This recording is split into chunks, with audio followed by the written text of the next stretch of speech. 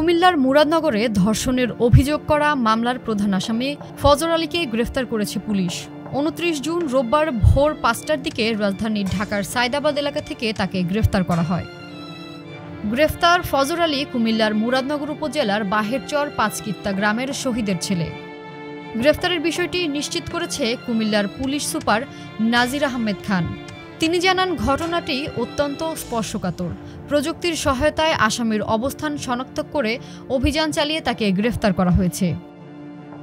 মামলার এজাহার সূত্রে জানা গেছে, অভিযুক্ত ফজর আলী ২৬ জুন রাত ৮টার দিকে ভুক্তভোগীর ঘরের দরজা ভেঙে ভেতরে প্রবেশ করে এবং জোরপূর্বক ধর্ষণ করে পালিয়ে যায়। পরে ওই নারী থানায় মামলা দায়ের করলে পুলিশ তদন্ত শুরু করে। এক সংবাদ বিজ্ঞপ্তিতে পুলিশ সুপার জানান, ঘটনাস্থলে উপস্থিত কিছু লোক ভুক্তভোগীর ভিডিও ধারণ করে সামাজিক যোগাযোগ মাধ্যমে ছড়িয়ে দেয়। সংবাদ পেয়ে পুলিশ আইনি ব্যবস্থা গ্রহণ করে।